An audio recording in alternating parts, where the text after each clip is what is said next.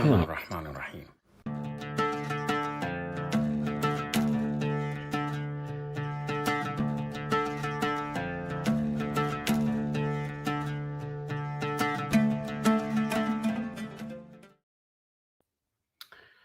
Salam, hello.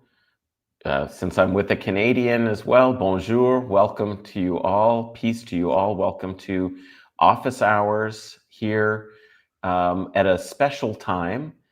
We've moved it early. I hope you don't find it too inconvenient to come in a little bit earlier than at the end of the workday. But hey, it's been a long week. You deserve a little time off. And if that means popping into surreptitiously, on your work computer to office hours for a little discussion, a little learning, hey, you deserve it. So, but I'm just really glad that people are coming in. It's great to see so many of you coming and joining. The reason why we changed the time is because you can probably tell a little bit from my voice that I've been a bit ill as a result of all the travel. Last office hours was late at night in London, UK, before a conference. We had a great conversation about history, about Ibn Khaldun and so forth. And we're going to have another really great conversation about history, the kind of history, the how history and the what history that we really need to be paying attention to. I'm currently in Istanbul, and it would have been midnight at the normal time. And I love you all, but midnight was a bit much for me in my current travel cold conditions. So I'm here now. Hopefully you find it. And I want to ask you right at the outset, of course, to like the stream so that others can find out about it, especially since we are at a new time, a little bit earlier than people would have expected and a late change. Please share it on social media. If you're watching this on Twitter, you can, or X, as some people prefer to call it for some reason. Twitter was a much better name, but you can retweet. They still say retweet because you don't want to re-X, but retweet it. And, that way more people will come across it. And you can, of course, subscribe to the channel so you'll be notified. And if you want to help support this, very bare bones, but, some expenses do exist, platform fees. And when I don't do a live stream, I do have a producer for those more formal episodes. And I believe in, a living wage and honest pay for honest work. So if you can help out, that'd be great. You can go to patreon.com/Adnan Hussein, become a member. Or if you just want to make a one-time contribution, buymeacoffee.com/Adnan Hussein. But without further ado, I'm really excited for today because this is a kind of a reunion. We have, and we'll talk a little bit about what it is a reunion of, but I want to introduce a friend, colleague, comrade, Dr. Scott Rutherford from Queen's University. Scott, before I tell them a little bit about you, or you could tell them a little bit about yourself. Sure. It's great to have you on. Thanks for coming on. Yeah, thanks for inviting me. I'm excited. Yeah, it's nice to do this on a Friday afternoon rather than answer emails. Well, there you go. So, but we're still having. That's right. It's still office hours, so we can pretend that we're doing something useful. But I just want to tell people that you are a historian. You also teach and are an associate professor in global development studies and the cultural studies MA and PhD program at Queen's University, the same university I'm at. And we met, 20 some odd years ago. 20 years ago. Your research, 20 years ago. Your research interests include transnational Canadian social and cultural history and histories of anti-colonial movements in North America. We'll be talking about those and also maybe taking a global perspective. Scott is co-editor of Canada and the Third World, Overlapping Histories. And he wrote a wonderful book that I'm sure we will get a chance to talk about a little bit, and certainly the content and the topic. Canada's Other Red Scare, Indigenous Protest and Colonial Encounters During the Global 60s. So Scott, it's obvious that your interests really coordinate well with both Guerrilla History, the podcast that I do with Henry Hakamaki, but also the aims and interests of this channel. But this channel and that podcast actually are, in some ways really building off of the collaboration that we had. This is a reunion of Radio Bandung, a radio show. Maybe you can tell people a little bit about Radio Bandung and what we did. And maybe 18 years ago? 19 years ago. I know. I remember. I didn't remember this, but I have an old hard drive that when you invited me onto the show a few weeks ago, I started rooting through. And 19 years ago, so 2006, around now, we did a show on. We had Adnan and I had come up with a 1 hour spoken word show on CFRC 101.9, which is the Queen's community radio station, which is still running. One of the oldest campus community campus radio station in Canada. And Radio Bandung was a chance for us to explore the global histories of third world anti-colonialism culture. And we would do interviews, and when people came to campus to give interesting talks, we would put a microphone in front of their face and ask them to come on to Radio Bandung. Apparently I did a reconnaissance in New York City one time and came back, and we talked about that. We did all sorts of fun stuff. It was it was great. It was such a interesting thing to do. I mean, this was pre-podcast, and it felt fun. It felt important, and it felt vibrant, and like, I really look back fondly on that. We didn't, 2 or 3 years, and I think I was trying to get done a PhD thesis, and you were busy with stuff, and we sort of, we let it go. But it's one of those things that I really remember fondly. I mean, yeah, that was formative, I think, in the sort of the book that you just produced, and certainly in my own work was to do that, and to get the chance to just talk to kind of geek out about interesting things. So this feels like a nice, I'm getting deja vu right now, which we would have been live in a studio together trying to figure out to how to not have dead air, but this is right.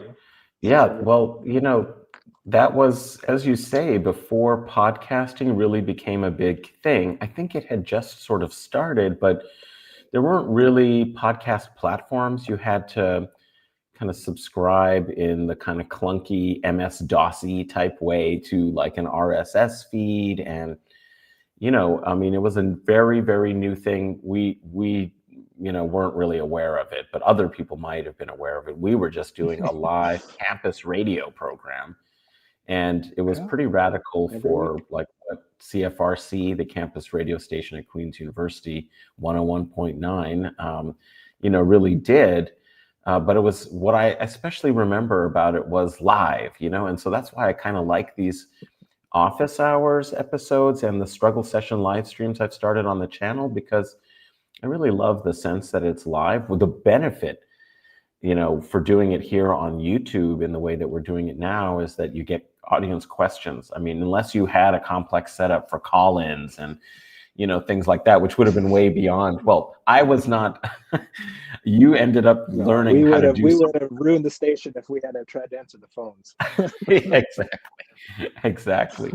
But I remember it being so much fun, the discussions, even, outside of the actual programming, talking and preparing and what should we do next, and thinking about topics and issues, and all it was just intellectually and politically, as you say, very vibrant. And sometimes maybe if we can figure out, we should come back and play some of the. We had a great opening. I mean, I think Guerrilla History has a wonderful kind of opening sequence. Listening to Malcolm X, he was also, of course, important on Radio Bandung's intro clip, one of several radical political figures who we clipped. Either in Arabic.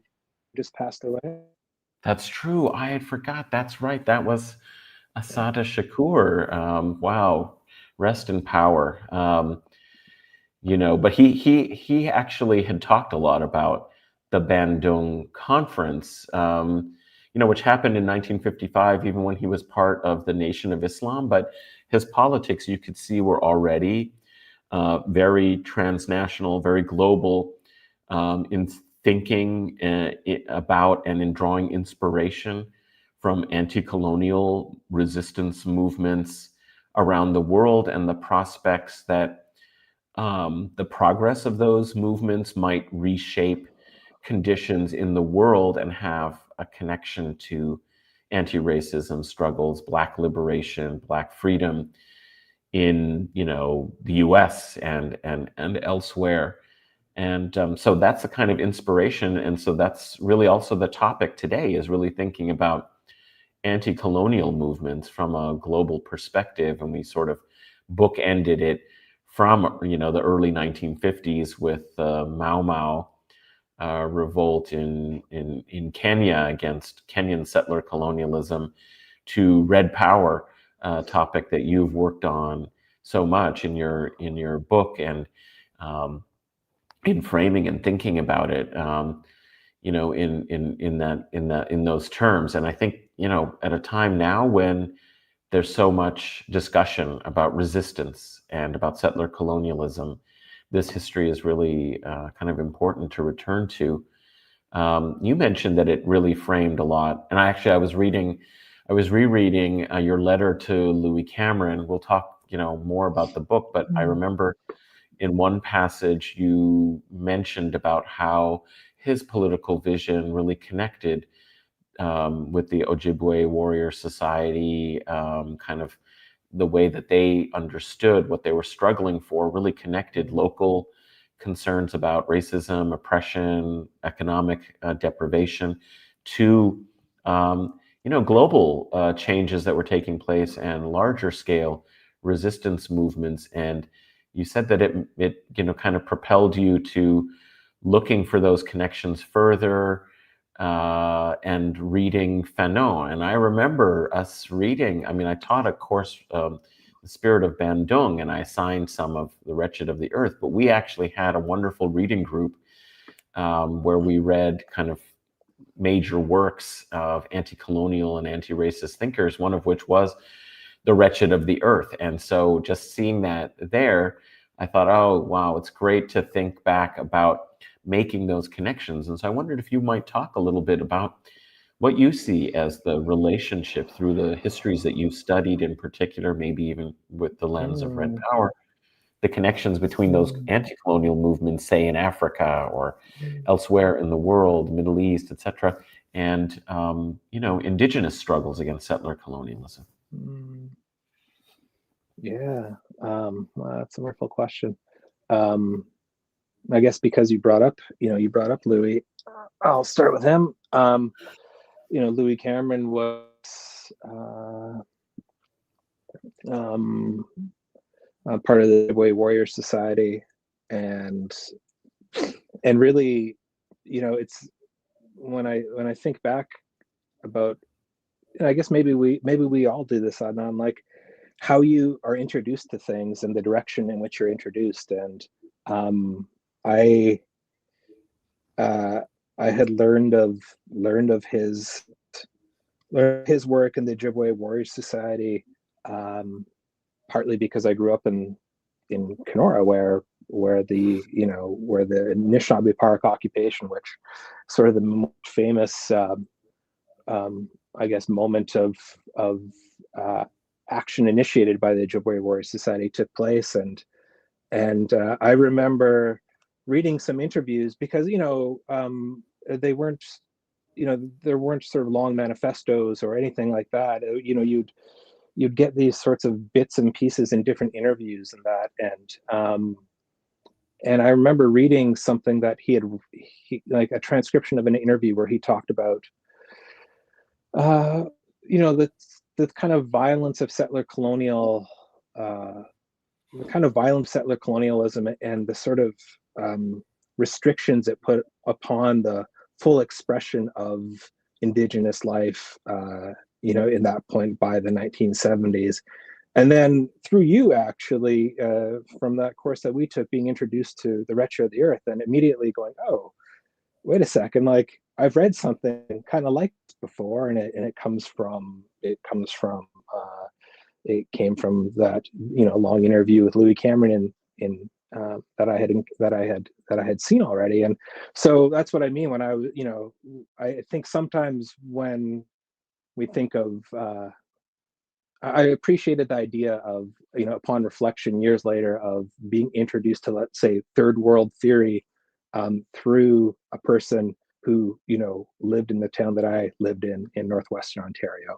And so I always feel sort of, I guess I wanted to express that at the end of the book, that I didn't come to, Louis Cameron and the Ojibwe Warrior Society through a reading of Fanon. It was actually maybe the other direction, if one can parse it out that easily. And I was learning so much, 20 years ago from reading with you and reading with other people. And I think it maybe, one of my interests has long been not just how maybe how anti-colonial movements in North America took shape and interpreted and then sort of took in third world theory or examples from anti-colonial movements elsewhere, but also how maybe there's a bit more of a dialectical relationship that could be explored on how that process takes shape. It's not just one of reception, but it's one of also an idea being transformed when you encounter it, and you transform it into your own local context. And nowhere have I ever read that Louis Cameron read Frantz Fanon, but the analysis is so similar that I don't think I needed to see that in the end. It's just, this is an interpretation of idea that ideas that were circulating globally that then get applied to local contexts and are transformed by the local and are meaningful to the local. And so I've always been interested in that dynamic historically, and I mean in the present too, but I guess I'm a historian before I'm anything.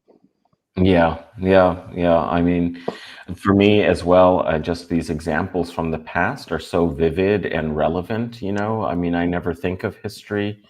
I mean, it's really the approach one takes. I mean, if you take the approach of a real anachronism and you're just concerned with the details and getting it right, but there's no real purpose or living connection between the sense of struggle that may have animated people in the past, then I find it a bit of a dry subject, and I think a lot of people find that these nationalist narratives that try and just reduce people to cartoon cutouts of heroic service to the nation or leadership of the nation and so on, but rob them of the complexity of class struggle, of seeking liberation for their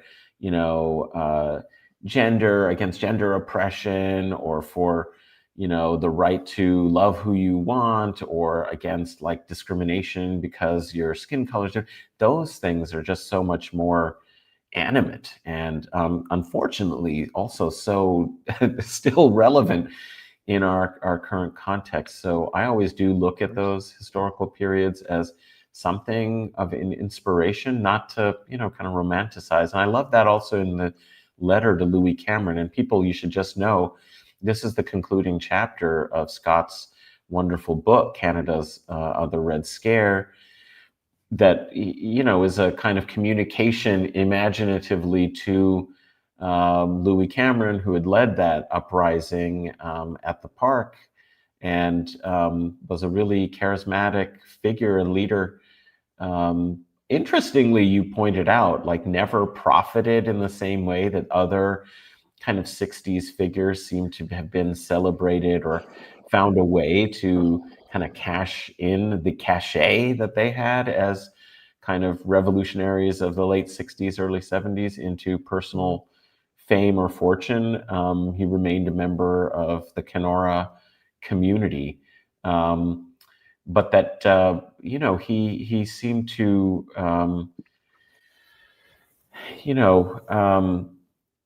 really put things together in kind of important way. And you read interviews. You didn't get a chance to actually interview him for the book, but he's a figure that was profoundly important in the series of events that you were studying. Maybe you could tell us a little bit more about him. Oh yeah, and this is something to look forward to for sure. Yeah, I'll talk about this in a minute. Yeah. But I just like something you just said. I connect to really well. I keep returning to this period of certainly like the even earlier, but like the 1920s through the 70s, partly romantically, in the sense that I really the way that ideas mattered and circulated, and the kind of affect that seemed to take shape in that moment, amongst, even if it was just affect, and lots of times it was affect, not actual sort of organizing together. But I was just reminded of this rereading our dear friend Sean Mills's The Empire Within, talking about how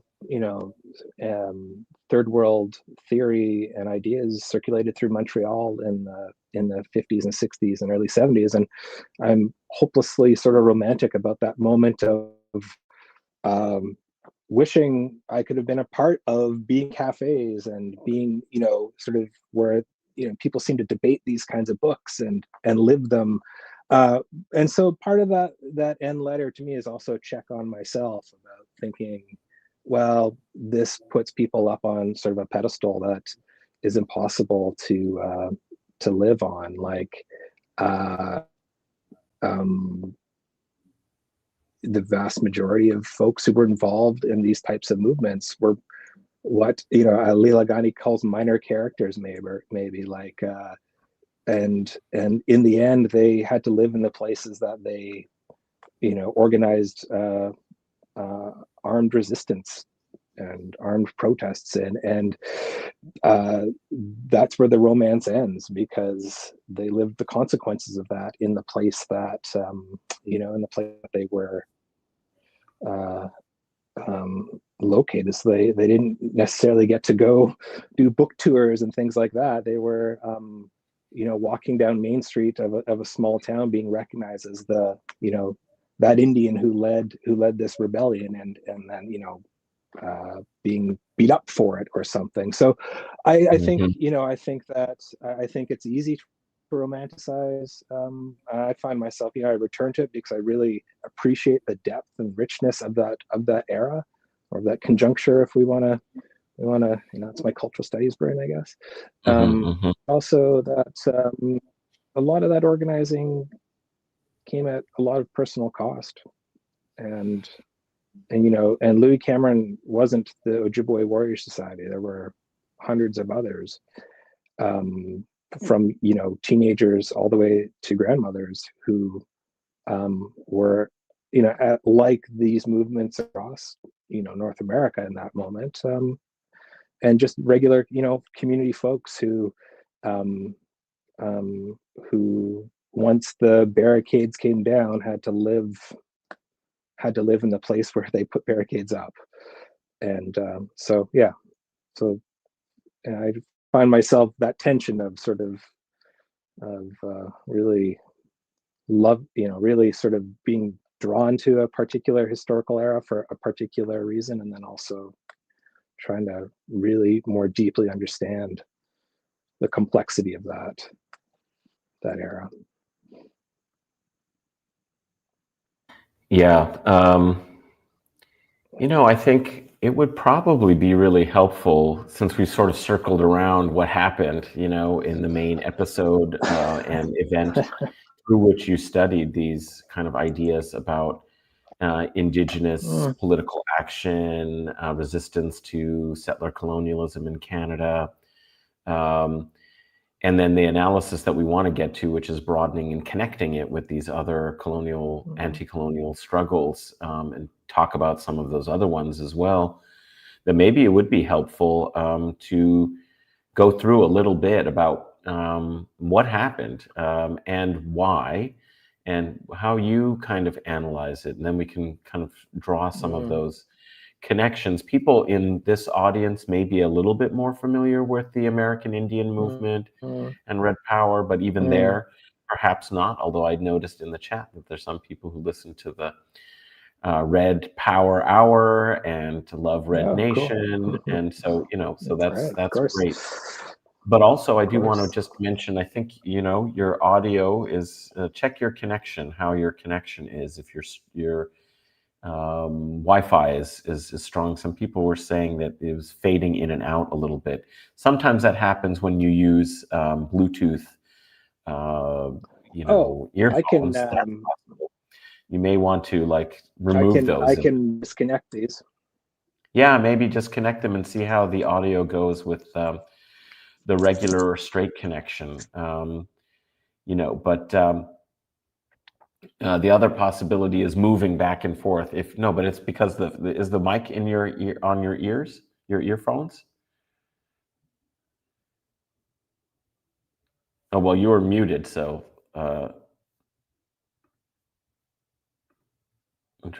you need to unmute your mic, I think, because you are muted now for some reason.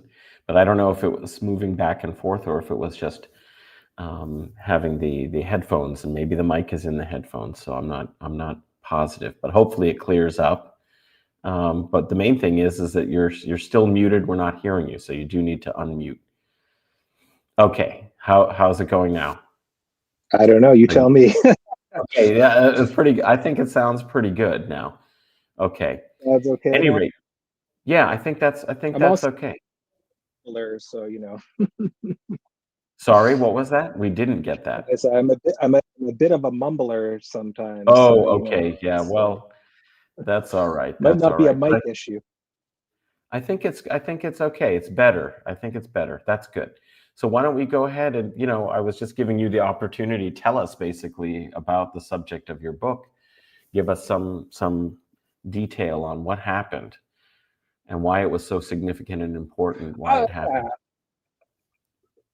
Yeah, I mean, the book really begins with a question that I was asked immediately from the person who became my PhD supervisor. Do you know about this thing that happened in the town that you grew up, the National Park occupation? And the place that I grew up in 1974, that I didn't grow up in Toronto. I grew up in Kenora, a town of 10,000 people, and and I wanted to know, well, why didn't I, growing up in the 80s and 90s, why had I never heard of this? I knew about the park, but I didn't know about this thing called the occupation. And so the book really begins from there. It's sort of trying to think through about the process and production of historical memory, but also what are all the different ways that one could look at oh, Bob, thanks.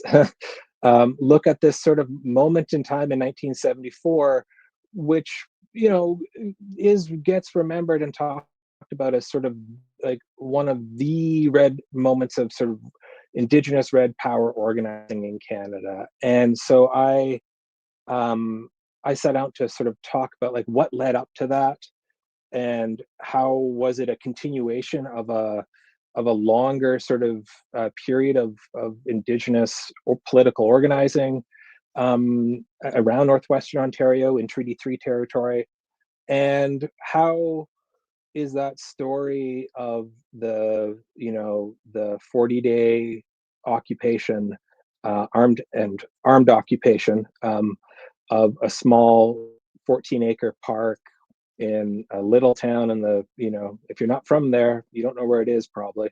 What does that have to say to us about the circulation of sort of anti-colonial and like third world, and I never use third world as a pejorative, third world theory in what I call the global 60s, but also I'm not necessarily attached to the idea of the 60s as the thing. And so that really is where that came from, and it led into all sorts of interesting directions about like sort of as a historian where you pick up a story and what the meaning of sort of armed resistance was, and what kinds of frameworks are available to us to interpret these moments and things like that. So that really was the center of the book. It started off from that and worked its way out, and that became that really became sort of it. And I ended up reading I guess this sort of connection, even if it's just an active connection to things that were going on elsewhere in the world, where it was so immediate, not only in sort of the movements themselves, but also in how like the broader interpretations of them, even in mainstream media and amongst the RCMP security service. Like there was no way to not talk about the global. It was just sort of there in all the different interpretations and understandings of these moments. So yeah, that really centered it for me. Yeah. Well, there's so many threads, of course, to kind of follow in connecting this local park occupation by the indigenous community, in Kenora, to like these broader conditions and themes. Before we do that, I wondered, you had told me something that was really interesting about Kenora. As a place, you already mentioned that, like, there was this historical amnesia about, very recent past, like people just didn't talk about it, wasn't communicated and passed on as like a significant and important event in the history, of the small town. But you have also said that there was something, I remember that there was some comparison between Kenora as an extremely segregated place where there was a large indigenous population, but that there was a kind of white settler society kind of in a dominant position, but very cut off from the really large group of indigenous people living in the town and on the believe on the reservation as well. But you can tell us, like, there was a very interesting characterization of the kind of segregation that in some ways for me typified the way in which the Black sort of radical struggle for liberation is so constitutive, you might say, of American political imagination, that its corollary really was indigenous rights struggles, land back, and anti-settler colonialism for Canada. Like it just loomed so much larger as an issue because there had been much smaller population of enslaved Black Africans in Canada, but there had been, of course, large numbers of indigenous peoples who maybe survived genocide, the genocidal colonial violence, with more of these societies still intact on the land and having to continue to negotiate their relationships to the settler colonial state. But tell us a little bit about Kenora and that relationship. Yeah. So Kenora is the largest town within within Treaty 3, and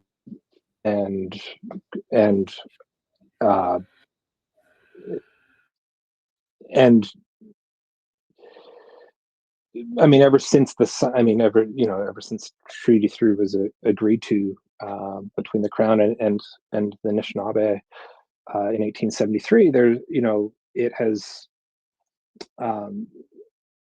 this sort of settler colonial dynamic has always played out. I mean, partly because there are to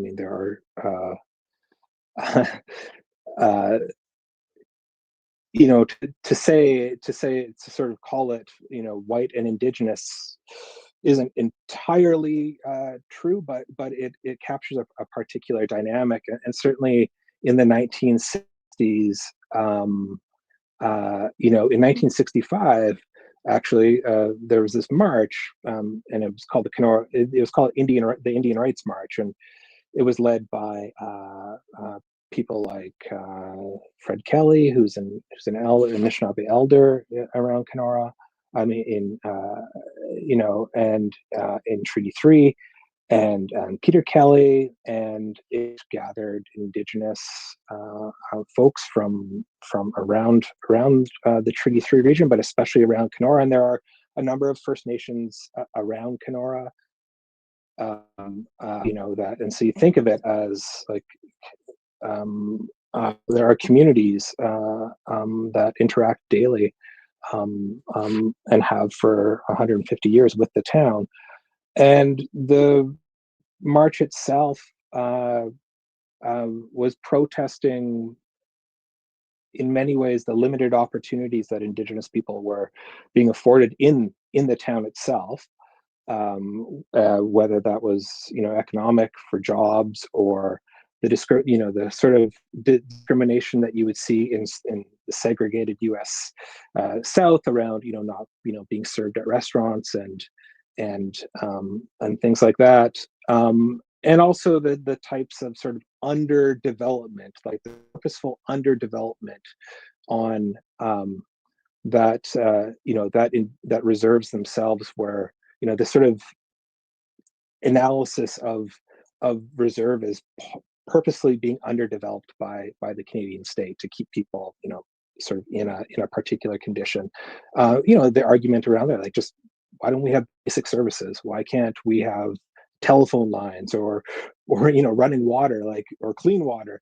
And so when that protest happened in 1965, and that's part of the story of my work, is to say, like, what happened in 1974 during the Anishinaabe Park occupation wasn't a singular moment. It was actually the continuum of something that had been going on for decades, and that was sort of political organizing in and around the area.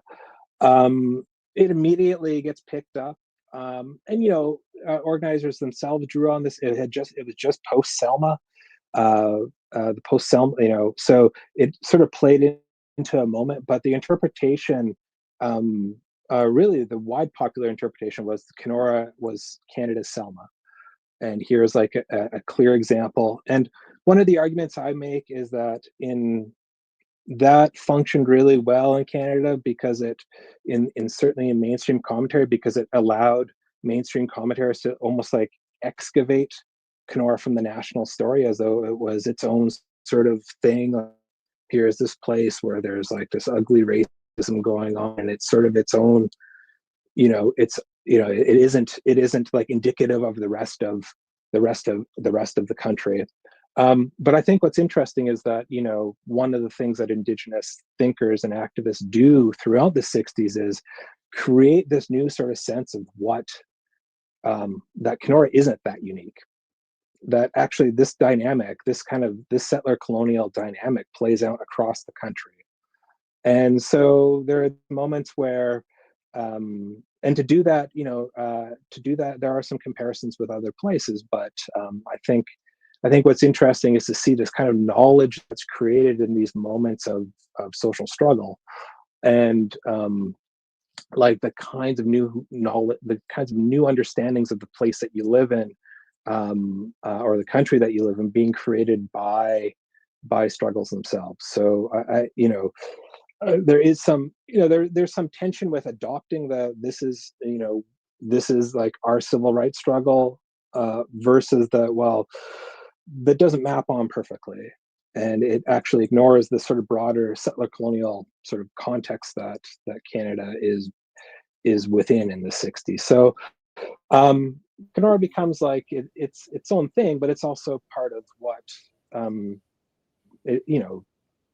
what Indigenous people experienced in other parts of Canada too, and are organizing, or in Vancouver, across the prairies, in Winnipeg, in Toronto, in other small towns in northwestern Ontario.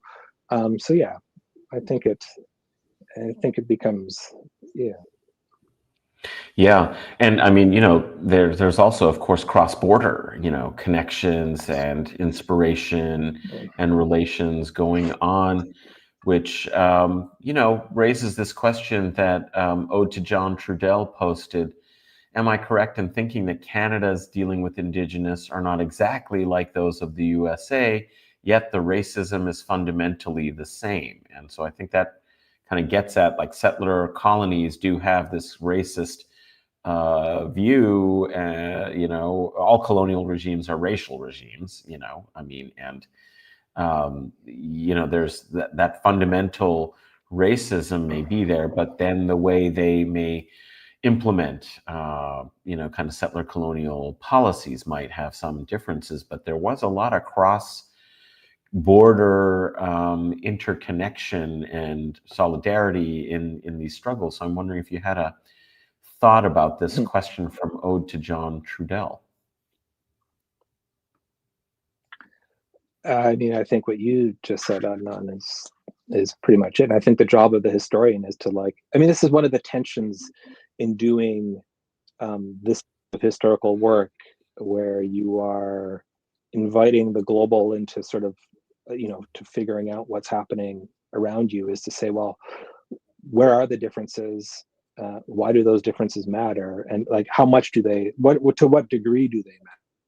And if they do, because there are different, that analysis means there are different possibilities for perhaps, for the that the analysis leads you to a different place for how do you deal with it. So yeah, I mean, but on the whole, I mean, I think, certainly in the 60s and early 70s, people saw themselves, Indigenous people saw themselves, not, I'll just take the Ojibwe Warrior Society example, and other red power groups within Canada, the Native Alliance for Red Power on the West Coast, which Glenn Coulthard has written a really great article about, and Lee Miracle was a part of that, who's in part of my book as well. Making sorts of these, understanding oneself within a broader paradigm of structural power, right? And so,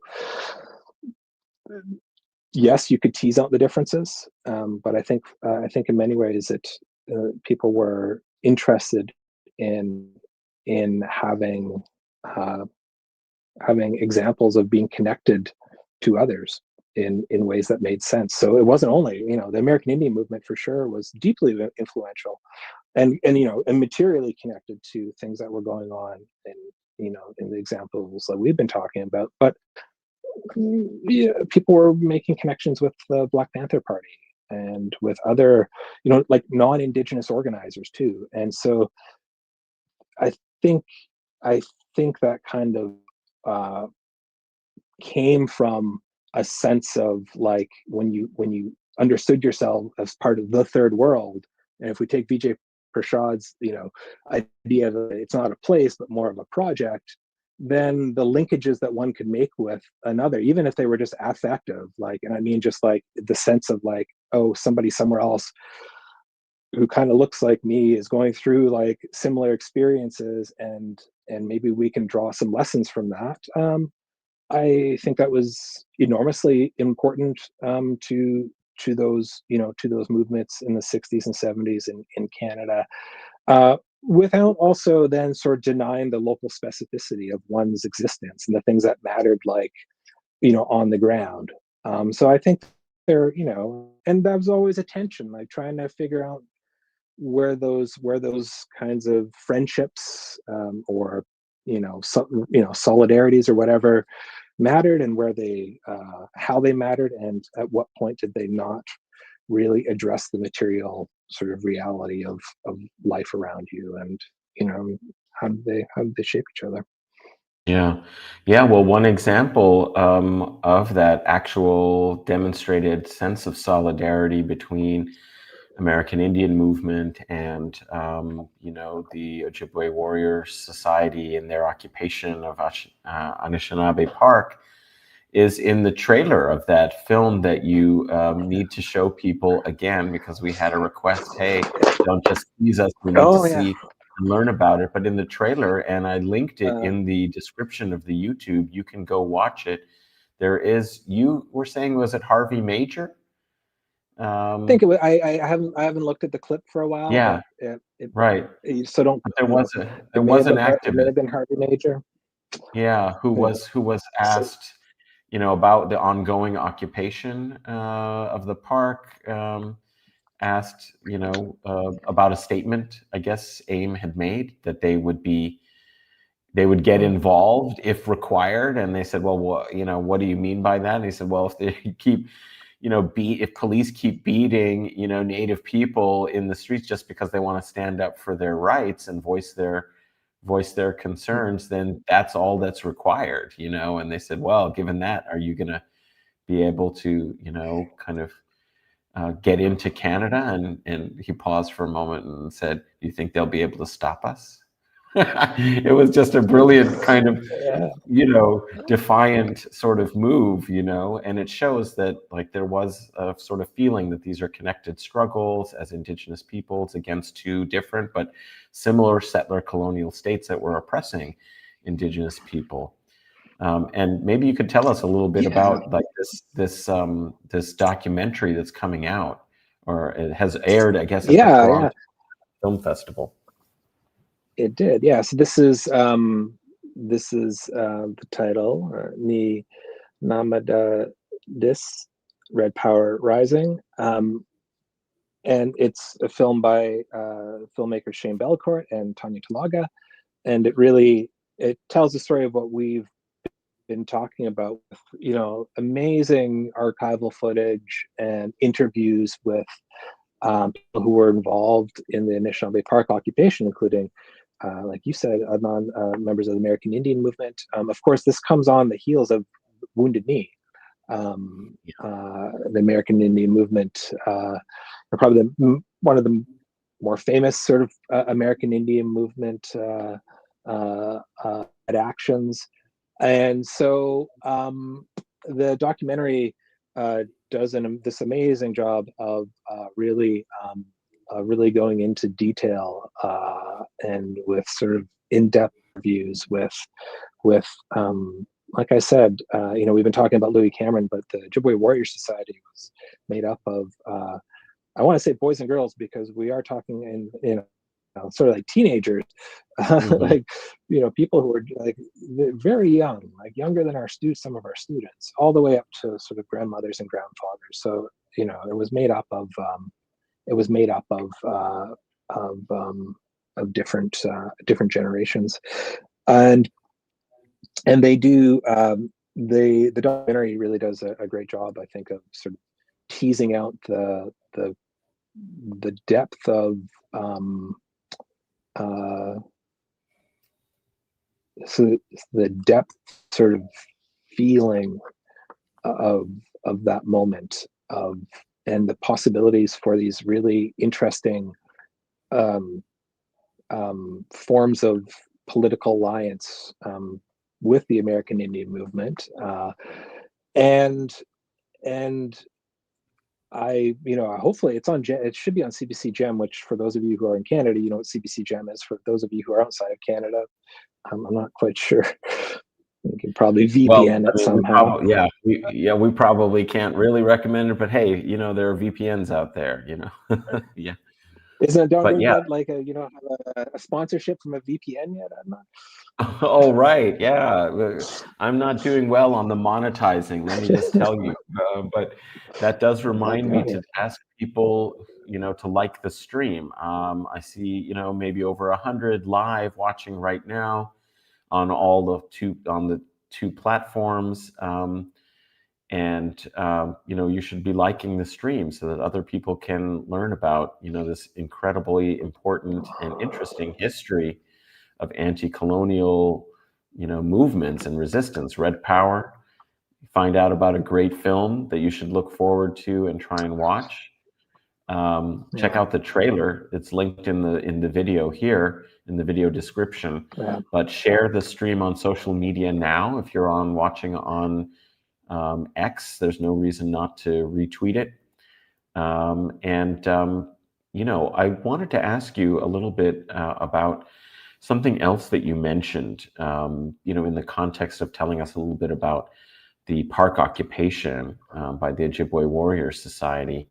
And just a quick point about the young people who are involved. I mean, this is so across the board, in the 1950s and 60s, is like all of these anti-colonial movements, anti-racism movements, they're all led, really by teenagers, the sit-ins in Selma, the cadres who are so important in, the even like the Egyptian Nasserite revolution. I mean, they really relied upon these really young people. And I just find it so amazing. We get these students, we teach them, and we expect them to be like, really like 60s radicals from the 1960s. And, by the time they're actually in college or university, they're much older than some cases, the people who really led things. Really reminds me of like Greta Thunberg as almost a throwback. It's so rare now to see somebody in the teenage being really part of the vanguard of, ecological or, anti-racism or anti-colonial sorts of movements, in the same way. It's really quite amazing. I don't know if you want to comment on that, but I did want to ask you about this point that you raised in the discussions that they had about armed resistance. This is a kind of big question for, left liberatory politics. And we had this at the start of Al-Aqsa flood operation, October 7th, and the last 2 years of genocide, is that initially there were many people who were very reluctant, even on the avowedly pro-Palestine left, to, really assert the principle that armed resistance is actually a right of a occupied or colonized people under international law. There was like a real unwillingness to really sort of assert this basic kind of historical principle. And, I'm just fascinated by how these discussions, because this was something that, Malcolm X also dealt with. He didn't want it to be a civil rights struggle contained by the US system. He said, no, it's a human rights struggle. It's like the liberation struggles around the world. We demand our rights in front of the world. And he disavowed the sort of peaceful sit-ins, not because he himself advocated performing violence, but he said, we have a right to self-defense, and where violence is being done to us, we should, basically the kind of principle that if you are under occupation, you're suffering, say, police brutality, don't you have a right to defend yourself, right? And so this question of resistance, I'm wondering how that was discussed and dealt with in the context of the park occupation that you studied, and also the broader resonances and concerns about that, how you think about that historical question. Yeah, I mean, I think that's a really important question. I mean, one of, when I said there was the Indian Rights March in 1965, which is what the organizers called it. I mean, you see as a historian, I think sometimes you think about like the moment you encounter something, and so the Ojibwe Warrior Society occupation of Anishinaabe Park, which was an armed, they were armed with guns and Molotov cocktails, and there's some dispute about how well those guns worked or not, and if they were kind of like hunting rifles. But regardless, the symbolism of it was certainly an escalation of things that hadn't been seen around those parts for a long time. if ever. But that was the, like, I don't want to say end point, but that was the culmination of decades upon decades of, you know, attempts by indigenous people in that area to keep their land base, to just get served at restaurants. And, you know, this starts off as sort of, you know, the types like petitions that are made from communities like in the late 1800s, early 1900s to Indian affairs officials, you know, like all the channels that one would say, oh, you should do this instead of that, were being exhausted. And so by the time you get to, I mean, like on the heels of the Anishinaabe Park occupation, there was a major report that had been done called, the sort of colloquial title for it is like the Violent Death Report. And it's really well covered in the documentary by Shane Belcourt and Tanya Talaga. And I talk about it in my book too. But it documented the extent to which indigenous peoples around the sort of Treaty 3 area, but especially around Kenora, were dying what were called unnatural deaths. So, you know, anything from like, and the kind, you know, this could be, you know, violence towards each other. This could be, you know, the types of things like around suicide, or but also like the rumors of sort of, like being beaten to death by like white settlers, and then sort of not having that investigated by police, or being rolled into the lake by police, things like that. So, you know, the moment of the sort of armed occupation in Kenora is not just about 1974. It's about all the different ways that those channels, that indigenous people, and that report came out, and it was, you know, it was essentially ignored. It didn't really, you know, it didn't really move the dial. So if you're young and this is what you're being told, is like, this is the sort of way you're being told that, you know, this is what settler society thinks of you. This is what Canada thinks of you. That, you know, your life and death isn't even important enough to, like, you know, implement anything from these, you know, recommendations from these reports. And you've done everything else. And you're the first generation to come out of residential school, which many of them were, and you're dealing with that trauma. Then that choice to sort of engage in like and the potential for armed, you know, armed resistance makes more sense.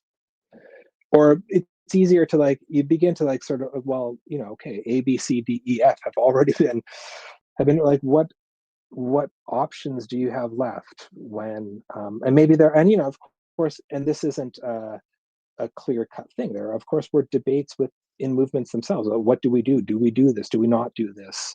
And so it's not cut and dry. But as a historian, trying to understand the moment that leads up to something, I think is important to me, because then when you lengthen that sort of period of like, well, you've been dealing with this for 120 years, just deal with it for another 20, and we'll see where it goes. Like that's, you know, that's, I think it makes those moments, I don't know, it's the work of, I think it's the work of what we should be doing as historians, is to contextualize those moments as much as possible, because that wasn't an easy choice that those people made, you know, or maybe, That's yeah. right. Yeah, that's right. I mean, there were serious risks, just as there are serious risks today, you know, to rising up against oppressive circumstances, you know, Yeah. even, you know, doing things through the kind of system and the mechanisms, you know, the peaceful protests and petitions and assemblies of, you know, all of this. I mean, it's still become risky to in this increasingly authoritarian kind of age, you know. And I guess one of the things that I was thinking about when you mentioned that is how terrible those circumstances that you were describing, that people were dealing with on a daily life. If you were Indigenous in Kenora or anywhere across the US and Canada, And the fact that all of those complaints that you mentioned, and I think you mentioned this even in your letter to Louis Cameron, is that they're all still happening. They've not been addressed. There's still mercury poisoning. There's still, excess deaths, lower health outcomes, no clean water, poor, employment opportunities. I mean, like a lot of the things that sparked the, our park occupation and the standoff with settler colonial police forces, and that motivated this kind of radical land back kind of demand and those claims, they haven't been addressed, successfully. I'm wondering if you would carry that to the present, like how a lot of the reports and all the things that you have been published, because that wasn't the first time.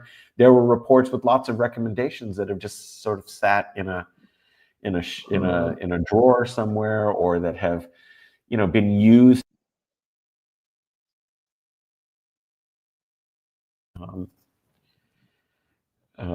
So how would you sort of like characterize the continuity between? Well, I can add one other example, is that Anishinaabe Park is going to Ontario Superior Court as the three First Nations around Kenora are taking Kenora and the federal government to court to get that land back. Yeah. Now, and so even to just think about that 50 years later, like the Anishinaabe Park occupation was 51 years ago, and that was about that is a struggle over the rightful who the rightful stewards of that land are and owners. And so 50 years later, that is going to court. Should be within the next few months. You can, people who are listening, you can just go to cbc.ca and put Anishinaabe Park court case, and you'll see where that's at. But you mentioned mercury poisoning, and that was the Grassy Narrows mercury poisoning, which was the result of industrial waste being dumped into the Wabigoon River, which then flows into the English River in northwestern Ontario, by a paper mill in Dryden. That had just become sort of public knowledge in the 1970s, although people knew that industrial waste was having an impact on that river system for decades before that. That was one of the things that led the Ojibwe Warrior Society to the occupation of the Anishinaabe Park, was that there was this mercury poisoning, this industrial waste that was toxic, and for people in those communities who use the river system for all sorts of reasons, livelihood, for drinking water, for taking fish and wildlife from, that still hasn't really been dealt with 51 years later. We've gone through successive governments, and both provincially and federally, and of course there have been sort of movements,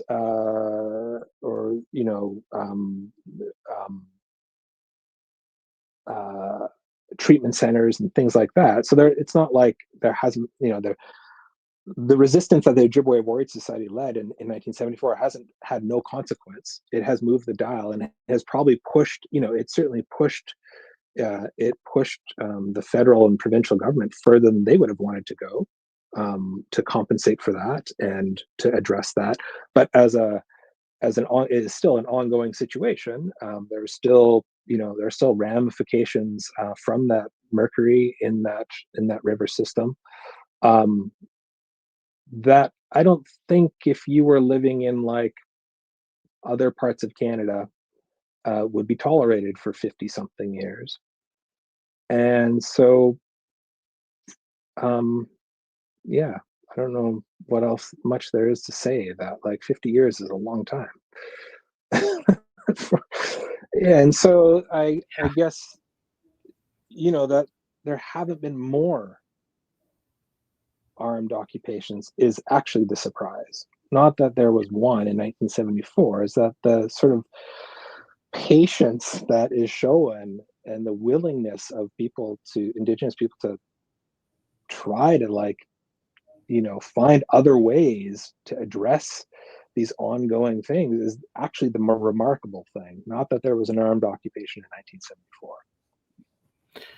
I think that's a great point. I mean, we tend to look as historians at these events and kind of think of them as these unique objects worthy of attention, when in fact, it's really in some ways the conditions that lead to those are the real kind of important thing for us to really focus on, because in fact, actually, unless those conditions change, I mean, there's absolutely no reason why there shouldn't be more in some sense, like just by thinking of the logics of 50 years of, petitioning and working through the system. It is really quite astonishing in some ways that the park occupation really stands so apart from other experiences and moments. Yeah. Yeah. Well, I wanted to ask you a little bit more also, since, we were talking about the Mau Mau to Red Power, is how maybe some of the earlier struggles, anti-colonial struggles, and particularly if you think anti-settler colonial struggles were important in some way in either inspiring or creating conditions of possibility.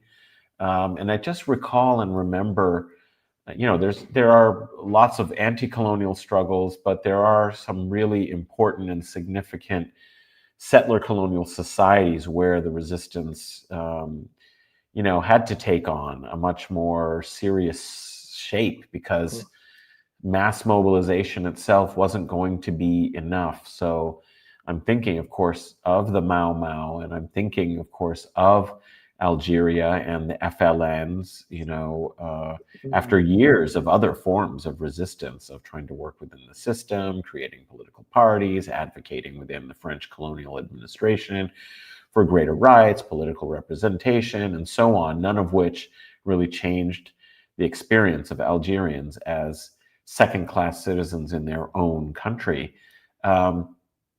Those are cases, and I recall a statement by Malcolm X in one of his speeches, and I think it was probably in 1963 or 4, towards the end of his life, before he was, assassinated early in 1965, where he said, in Mississippi, we need a Mau Mau. In Alabama, we need a Mau Mau. Like he was using history to make an analogy, and it's not a perfect one, but he was saying we need kind of a real resistance sort of movement against a settler colonial state. So, I'm wondering, for Red Power, and also just broadly how you see the transformations in the 50s and 60s that led up, because in a way, the Red Power was sort of one of the last of these armed resistance movements. Of course, there were others in Africa, Angola against Portuguese, colonialism in the 70s, over the course of the 70s. But, there had already been 15, 20 years, you might say, of uprisings, anti-colonial movements in the global South, or at least, in Africa, Asia. So, what's inspired you about this history, and how do you see it through the frame of your studies of Canadian, indigenous resistance movements?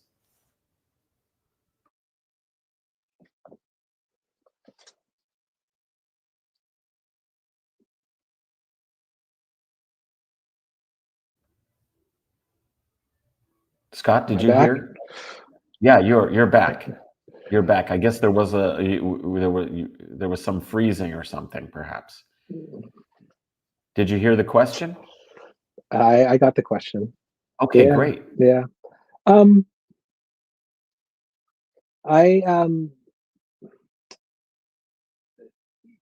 maybe like as a direct correlation. Oh, we're both. Is that me? Maybe my.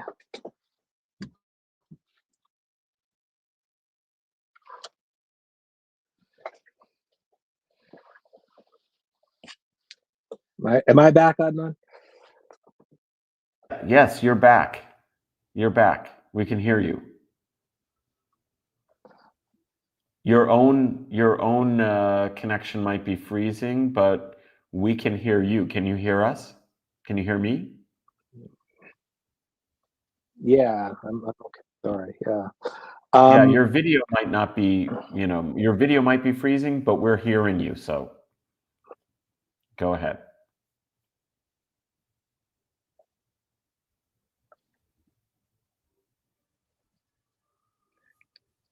Give me 2 seconds.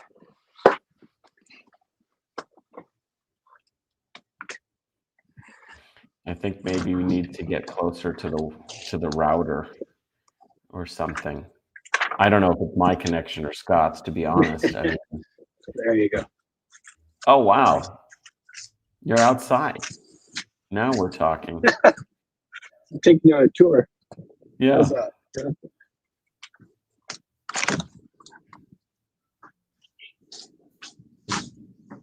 And while Scott is getting set up again, you could like the There. stream. You could Is that share it. better? Well, I mean, we were hearing you, but you might not have been able to get us. So if it's better for you, that's good. I mean, we can see you, we can hear you, I think.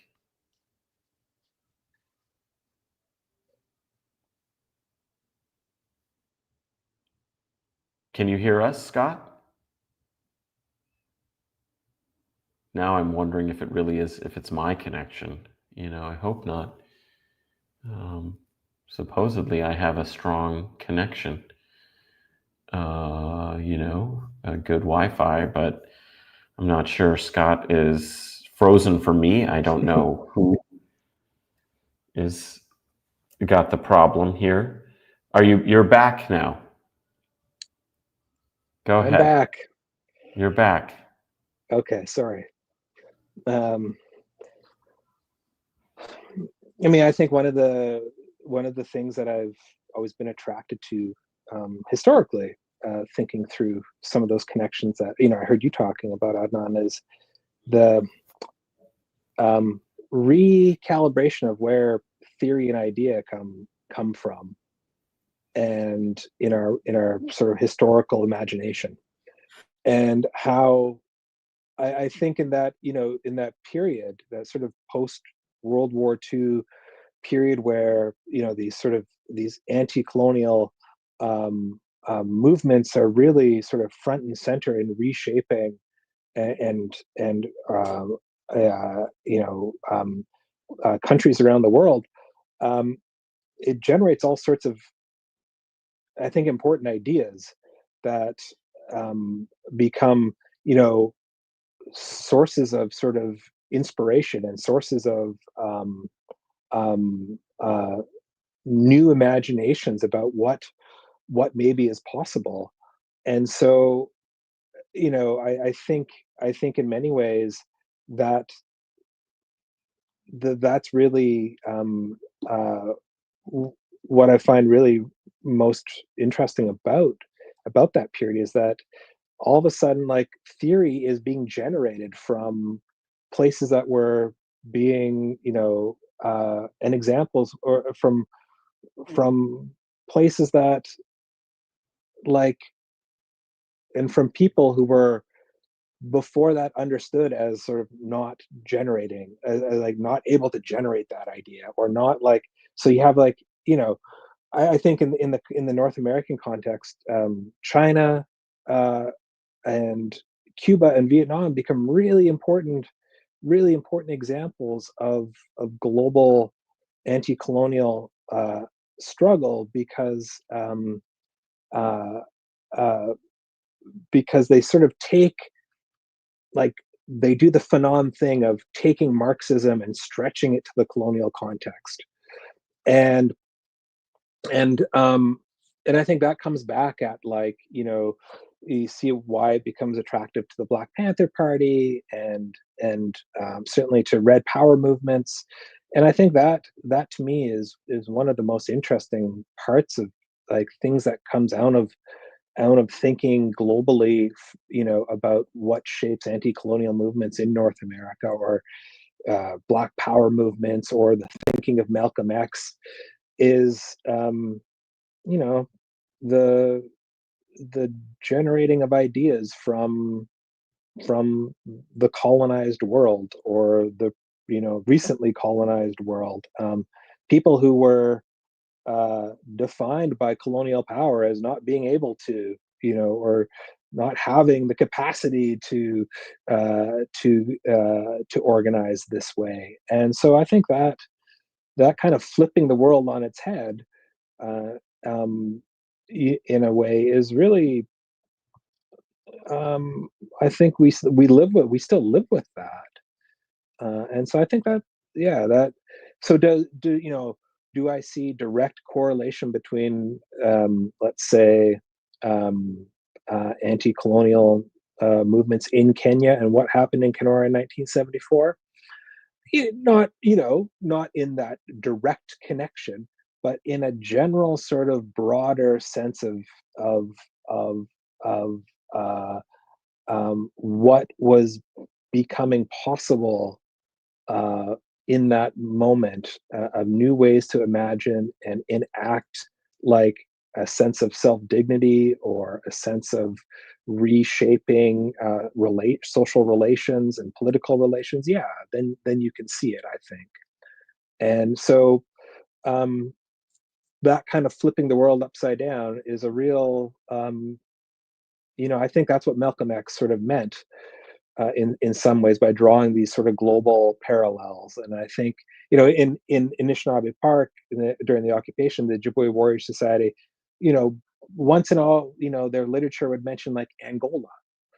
And so, like, you're okay, well, there's an imagination for, like, that you're doing this thing here, while indigenous people elsewhere are doing their things there, and you might not necessarily have this sort of, you know um, real connection, or not real, but like a material, or a physical connection.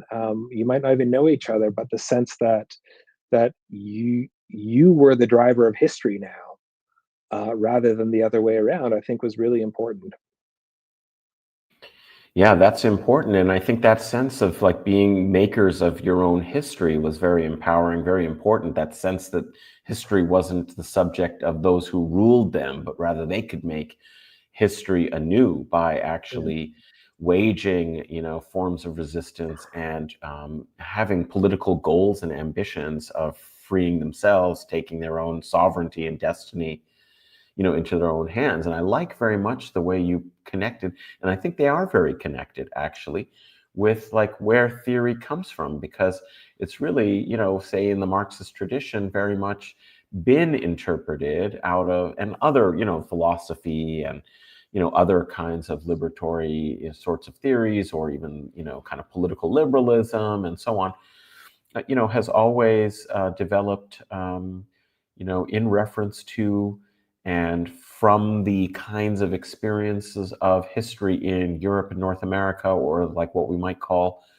the West. That's been the kind of location, for a lot of theoretical analysis of, politics, political theory, and so on. But, there are other histories that need to be taken into account, or, written and theorized from. And that seems to be one of the things that was accomplished Mhm. during this time, is really the way in which that sense of uh, flipping, the kind of terms, was actually also an act of political significance. And that's maybe why, the experience, even though many of the conditions wouldn't have been the same, for first world, groups fighting against racism in settler colonies in, the West, or in the Anglophone kind of world, versus, experiences in Africa, in places like Kenya or in Algeria.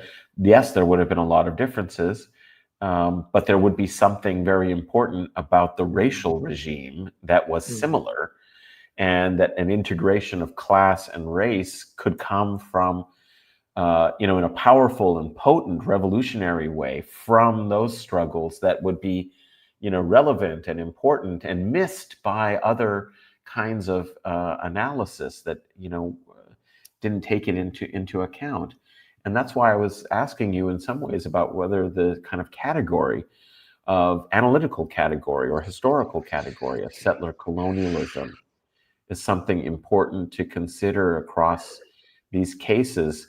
I know in your work you found it useful. Maybe you could kind of tell us how you think it works. It's it's one of those things. I like what Stuart Hall has said about kind of concepts that you have to sort of kind of always struggling and fighting them off in a way. And I think, I think in my work I've used settler colonial a lot to explain the types of the types of relations that a specific type of imperialism, let's say, like that. It helps to explain the type that settler colonial helps me think through the type of form of capitalism, or the types of social relations that power, the settler colonial power, is trying to impose and forge in the places that they are attempting to settle into. And so I think of it as I think of it as useful to use that, and to sort of as an analysis of power.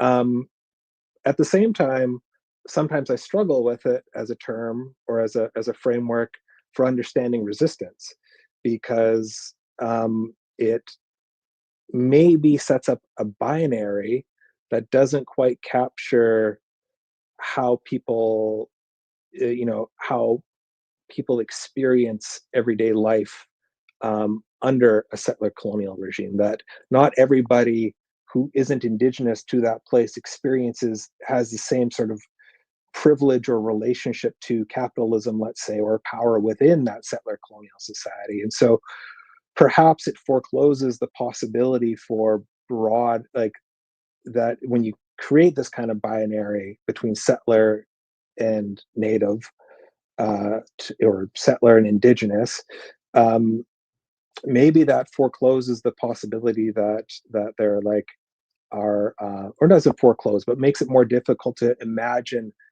political friendships and solidarities and across particular identity boundaries, historically. And so, historically, like even in the period that we're talking about, settler colonial really wasn't a framework that people employed. It actually comes out of this moment. I think the language for it, one of the interesting things about Red Power, is that they kind of generate theory in this really important way. Like the ways that we, I think, explain and use settler colonial as an analytical framework today comes out of the moment we're talking about. Like, it's generated by those movements, this kind of this analysis. That's my sort of understanding.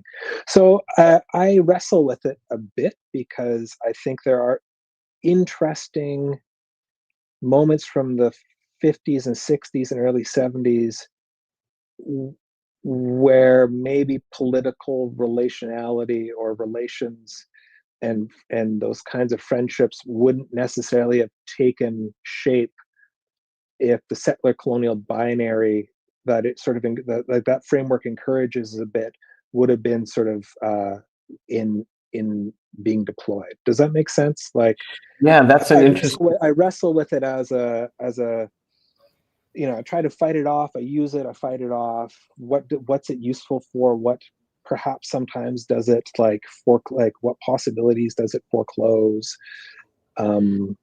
Yeah, I mean, I think that's a really important question, and I appreciate the meditation on how a kind of concept like that could function and work. Like maybe it's very useful as an analytical and historical category for seeing what's similar about some of these contexts like Algeria, Kenya, South Africa, and then the ones that were much more successful, if you want to put it, successful in eradicating, the indigenous, essentially, or at least, a genocidal process that started earlier. And as a result, by the time we're looking at democratic sorts of politics, there's a much, diminished community that has suffered the ravages of genocide over, 100, 150 years of successive wars, etc.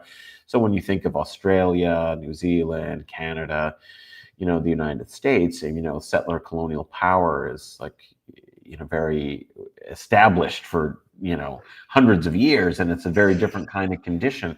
And so there might be similarities in it.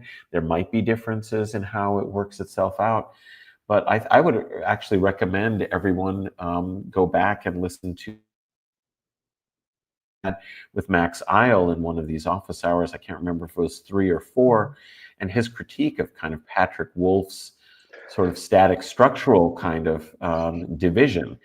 That if you don't take a look at what's changing in political economy, perhaps we're going to miss some kind of components of the operations and different stages of, settler colonial projects. But I think even more important is what you just said, Scott, which is about really political horizons and imagination. So, it may be structurally and historically useful, but when it comes to describing lived experience and what kinds of solidarities will be important to build for collective liberalization, liberation and decolonization. Like decolonization in a place like Canada or the United States is going to have to be a different kind of political project than it was, say, for the FLN in Algeria, or for even people in South Africa, where there was a huge majority of African peoples confronting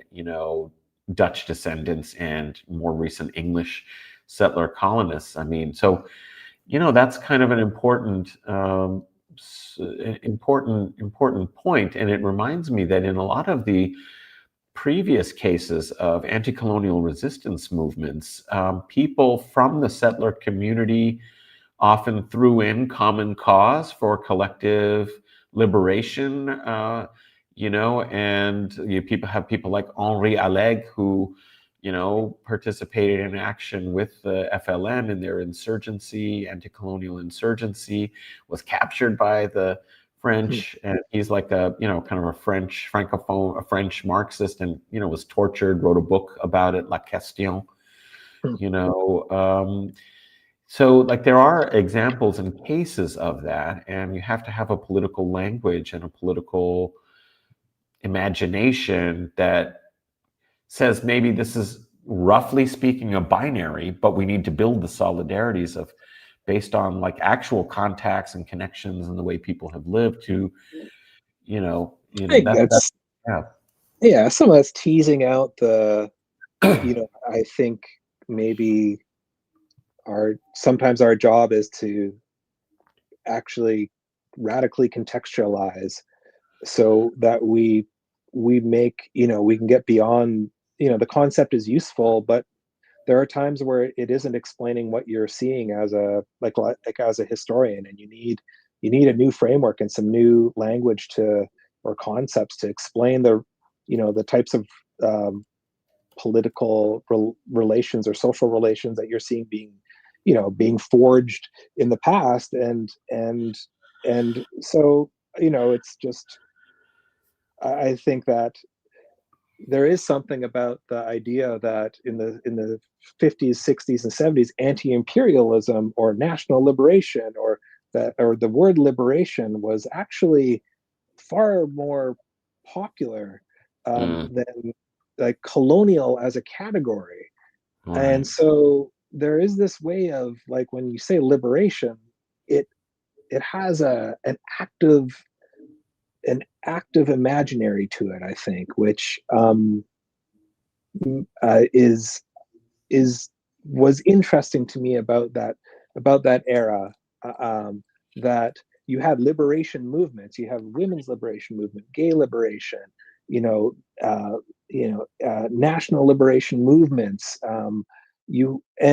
So this language of Quebec decolonization and liberation, um, uh, Puerto Rican liberation movements. Like you had like this interesting sort of, and I know you might maybe you just geek out as a historian and say, oh, the that's just semantics, and but there is something about what that does to the radical. Like I keep thinking of Robin Kelly's freedom, DG Kelly's Freedom Dreams, which was an enormously important book for me way back when. And actually, what you just mentioned, Kelly has an interesting critique of Patrick Wolf too. In the last couple, is it neither? I forget what it's called. It's not neither settler nor native.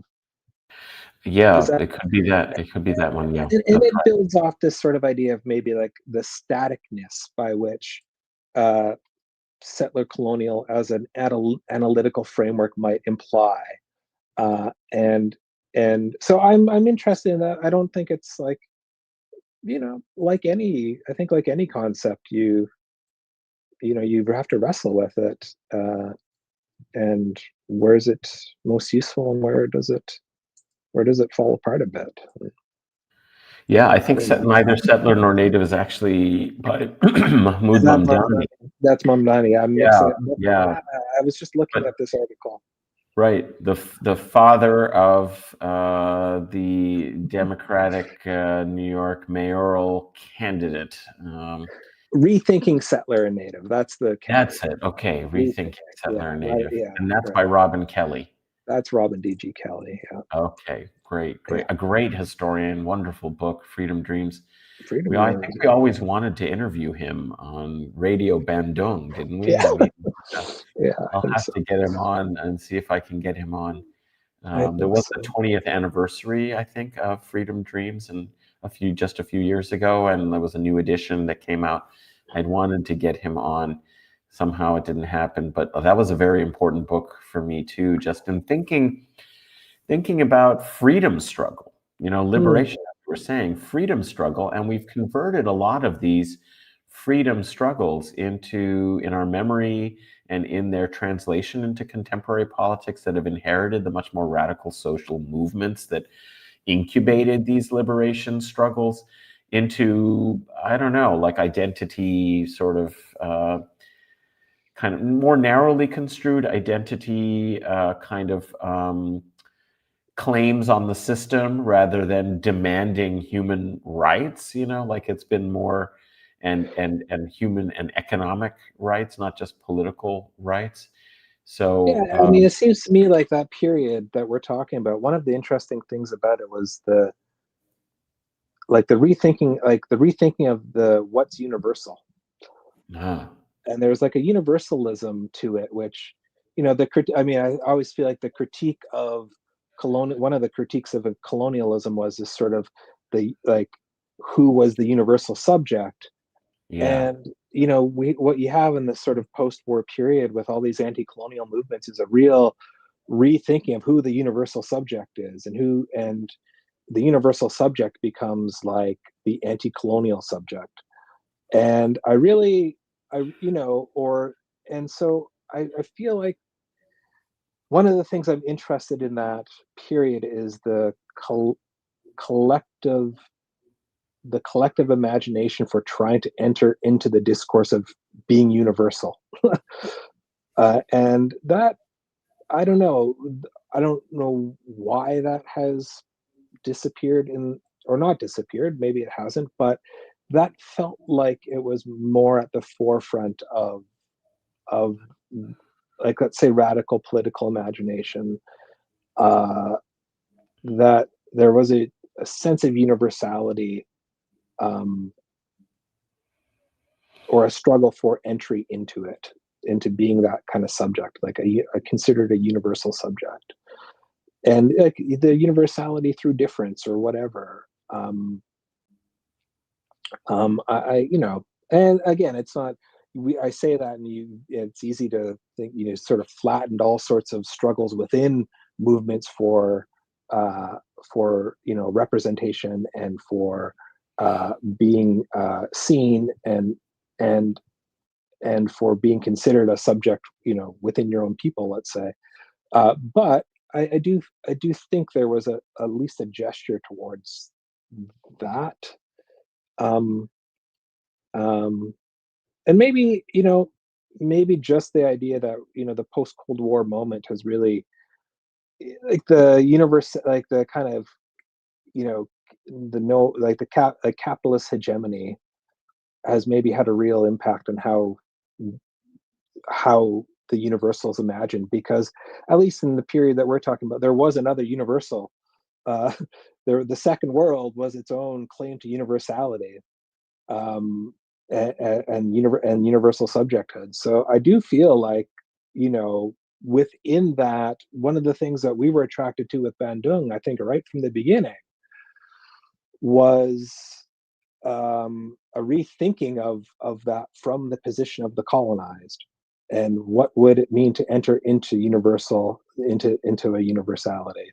And so maybe the post Cold War capitalist hegemony has flattened a bit of that from, or yeah, or maybe it's Friday at 6 o'clock and I'm going a bit mad. I'm not sure. Right. Well, no, I think actually, I actually really appreciate that comment, because it really makes me think you put your finger on something extremely important that we often, kind of ignore. One component of the erosion of that, of course, is, as you're suggesting, the hegemony of globalized consumer capitalism through the neoliberal moment, the expansion of capitalism around the world, but that also the specific features, some of the things that Hart and Negri, kind of talk about, even though I don't like a lot of the book, one thing that they did seem to understand and capture was that the adjustment of capitalism under neoliberalism, in part, was also marketing, in a micro sort of way that exploited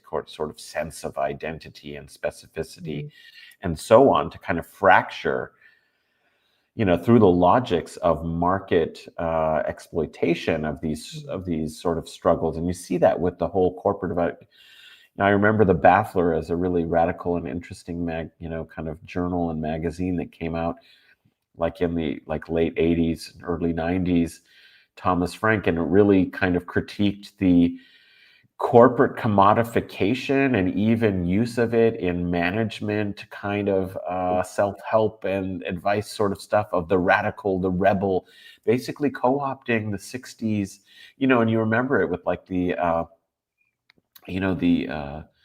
Apple computer, Mac commercial, or somebody comes in and like there's like some dictatorial authoritarian sort of figure speaking in a loud commanding voice on some screen, and they just throw this thing and it shatters, and it's like this consumerized sense of the radical, the politics, as part basically of how capitalism marketed itself and expanded during this era. It really totally eroded some sense of the collectivity, because you were a micro consumer community and your identity was framed by these other concerns and considerations. And that has eroded, as you're saying, this kind of more universalist, or at least the demand that the colonized person actually enter into the universal human. And I think this is so clear now, and what you were saying just rings so true now, because when I look at what I think some of what's at stake in the current situation in Palestine is essentially we're seeing what is the human, have we actually incorporated all of humanity into our idea of the human subject, the human that has human rights, and that's really in some ways what's at stake, is that we're seeing the stripping away of the dignity of the human. I mean, it's subject to colonial violence and disparity of some people being excluded from the human. And then on the other hand, the elite aspirations to essentially avoid, any possibility of universalizing a kind of equitable, just human future with their transhumanist kind of agenda and interests. Is like, well, let's just abandon the human. It's like, not only can we deny being the human, but if those people fight for it and eventually get it, we need to have another strategy, which is essentially, to just, like the moment you get in, you might, get enfranchisement is the moment that, certain people just basically leave that polity, leave that space, because they don't want to be equal with anyone. They want to still have their hegemonic, privileged, elite experience, So what you said was kind of really rang with what's happening, it seems to me, this moment. Yeah,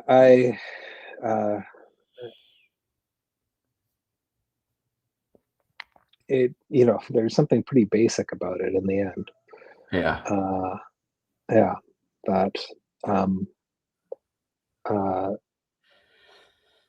think in that period that, I don't know, maybe this isn't true now, but at the very least in that period that we've been talking about, there was a sense that you could arrive into that. And that, there were these possibilities for it. But, it's sometimes it's hard to see that. I don't know, around us now, and I spend too much time on Reddit watching what ICE is doing in the US, and I'm going, oh wow, like, I was just at a talk that James Rodriguez, who's this amazing photographer of post-genocide Guatemala, and just the simple struggle there. I shouldn't say simple, but the struggle to have that history, the largest, genocide in the Americas in the 20th century, um, uh, sort of these pictures of, sort of human remains being discovered 30 or 40 years later, and the state essentially abandoning any responsibility for that, and communities having to, like, he's documenting this, and I sometimes I'm trying to figure out what the job of the historian is in this moment, and if I guess I have a subject position, it's that, and it's trying to think through, like, well, what is the job of a historian right now in this moment? And some of it, I think, is to actually look back at a period that, we've been talking about, without sort of romanticizing it, but also to think about, well, what were some of the potential, like, what were the conditions for political imagination that made some potential for broad collective liberation imaginable? And, I think there were possibilities for that, and there were interesting ideas for that, and lots of them fell apart, and lots of them fell apart because of their own internal contradictions around gender, and around, questions that, you know, weren't resolved maybe well, but there was still something in that air, within that sort of 30-year period that I think is worth kind of returning back to, and I keep returning back to. I keep, and maybe especially in this moment, I find myself returning back to even more. Like, I don't think it's a coincidence that in the last 2 or 3 years, I've spent more time sort of returning to the things that we've been talking about than I had maybe in the 10 or 15 years before that, where I had, my interests were going elsewhere historically. But I find myself drawn back to the moment we're talking about because maybe, or the conjuncture that we're talking about, because there was something there, Yeah, I mean, I've been going back and reading a lot more Fanon in the last couple of years than I had been for a little while since we had our reading group and we're thinking about those kind of anti-colonial theories coming from other places. I mean, that's the moment that we're in. I think there's so much to talk about when it comes to what is the role of the historian, and maybe that'll be an interesting subject for us to think about for maybe a future office hours and another opportunity. I've enjoyed this so much, Scott, getting back to our Radio Bandung days and just riffing off one another and talking about history and liberation. It's been inspiring, I hope informative for our listeners and watchers who, before we conclude, I just want to ask you again, you can like the stream and make sure that people get it on their feeds to rewatch, even if they didn't get the opportunity, like many of you have, to join the comments live. They can go back and watch. I think there's so much there to consider. So like, share, subscribe. But I want to thank you, Scott, for coming on and sharing your work and analysis. And I really hope we'll get a chance to do it again soon. Thanks, Adnan. Everyone go see Red Power Rising by Shane Belcourt and Tanya Talaga. Definitely check that out. The link for the trailer is in the show description for this video, and you can also find out more information about Scott's publications and in particular Canada's Other Red Scare. What's the full title? Canada's Other Red Scare, Indigenous Protest and Colonial Encounters during the Global 60s. It's really tremendous, with lots of connections to other histories that we often talk about. And I did put in the chat here a couple of other episodes that related to topics we were discussing. I should mention that we have an episode for Guerrilla History on the Mau Mau that goes in more detail with like what actually happened with the Mau Mau Oath and the resistance, how it began and the progress of it and so forth. So if you want details, there are other resources as well. But we want to keep thinking and talking about this era of history because, one of the things is maybe it teaches us that things could have been otherwise because there were other political imaginations, and maybe they can be different futures ahead of us than the ones that are being planned by those in political and economic power oppressing the world and destroying the world, in our own time. So we got to hope for that. We got to work for that and draw inspiration. We do this every Friday. We won't be having an episode next Friday because I'll be on my way back to Canada. It's nearly midnight here in Istanbul, Turkey. I'm looking forward to getting back to the settler colony I call home. But as a result, we won't be able to have office hours next week at this time. But look forward to upcoming episodes. Jason W. Moore is going to be joining me to talk about radical ecology, ecological histories, and capitalism, what's really killing the planet. And there'll be a special Halloween edition with Marxist horror film horror literature genre specialist David Schmid. So do tune in upcoming weeks. Until next time, everybody, solidarity. Bismillah ar-Rahman ar-Rahim.